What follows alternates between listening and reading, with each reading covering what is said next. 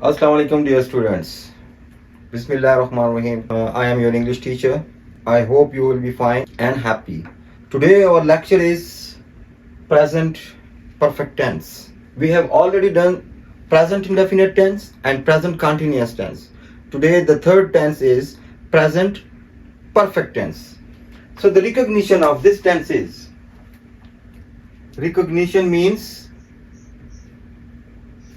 पहचान. So what will be the recognition? As you know that each and every tense has its own recognition, helping verbs and form of verbs. The present perfect tense, the recognition of this tense means to say पहचान. फिक्रे के आखिर में चुका है, चुके हैं, चुकी है, या फिर हम इसमें यह भी कह सकते हैं कि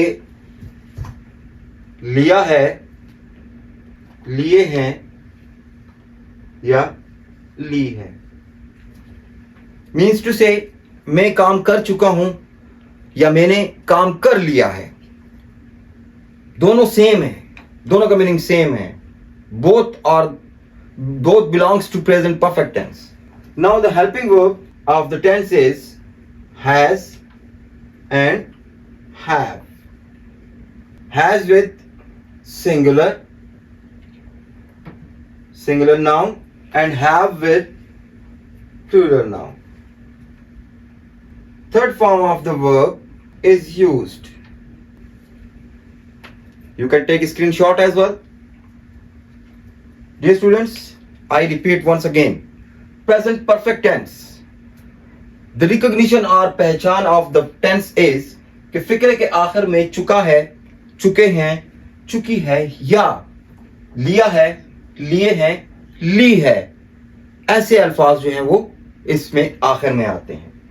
हेल्पिंग वर्ब इसमें हैज और हैव का इस्तेमाल किया जाता है, जिसमें हैज जो है वो सिंगुलर नाउन्स के लिए और हैव जो है वो प्लूरल्स के लिए इस्तेमाल होता है. और इसमें वर्ब की third form of the verb जो है वो यूज होगी. Now come towards the examples. Examples आपको, जैसे कि आप जानते हैं, examples एक टेंस को या किसी भी चीज को समझने के लिए मोस्ट इंपॉर्टेंट एस्पेक्ट है. तो एग्जाम्पल्स में हम नंबर 1, हम फूल खरीद चुके हैं.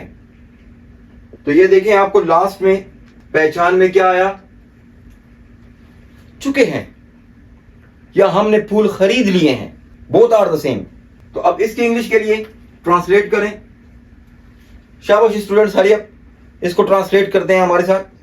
हम फूल खरीद चुके हैं. We, as we is plural, तो यहां हेल्पिंग वर्ब हमने क्या कहा था? या हैज और या हैव. तो चूंकि वी जो है ये प्लूरल है, तो इसके साथ हेल्पिंग वर्ब क्या लगेंगे? हैव. वी हैव खरीदना, बाय. खरीदना, buy. So the third form of the verb is used in present perfect tense. तो बाय और इसकी थर्ड फॉर्म है bought. We have bought the flowers. Example number 2. Example number 2 में हम negative example बनाने की कोशिश करते हैं. वो कुरान पाक की तिलावत नहीं कर चुकी है. This is the negative sentence of present perfect tense.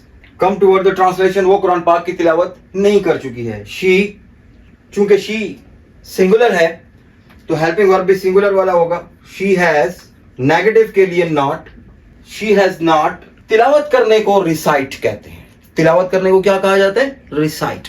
तो वर्ब की थर्ड फॉर्म है recited the holy Quran.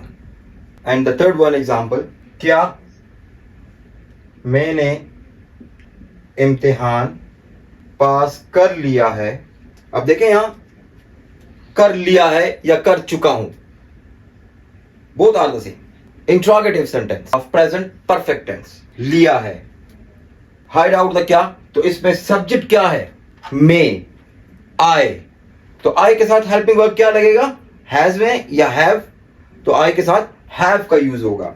तो हैव को हम स्टार्ट में ले आएंगे, हैव आई, पास करना फर्स्ट फॉर्म, लेकिन यहां हमने थर्ड फॉर्म का इस्तेमाल करना है, हैव आई पास्ड एग्जाम और एग्जामिनेशन। ओके डियर स्टूडेंट्स, ये आपका एग्जाम्पल्स के साथ प्रेजेंट परफेक्ट टेंस की तमाम तर रूल्स एंड रेगुलेशंस भी मैंने आपको बताए, हेल्पिंग वर्ब क्या है, पहचान क्या है, वर्ब की कौन सी फॉर्म है। फिर उसके बाद हमने ये चंद एग्जांपल्स की जिसमें पॉजिटिव सेंटेंस भी किया, नेगेटिव भी किया और इंट्रोगेटिव भी किया। आपको समझ सही तरीके से तब आएगी स्टूडेंट्स के जब आप खुद से फिर अब इसको घर में बैठ के मुख्तलिफ सेंटेंसेस, इसके एटलीस्ट 10 सेंटेंसेस तो आपने बनाने हैं जिसमें पॉजिटिव भी हो, जिसमें नेगेटिव भी हो, जिसमें इंट्रोगेटिव भी हो। और जैसा कि पिछले लेक्चर्स में मैंने आपको बताया था, वो टेंसेस भी आप जरूर प्रैक्टिस करें, क्योंकि practice makes the man perfect, आप ये जानते हैं।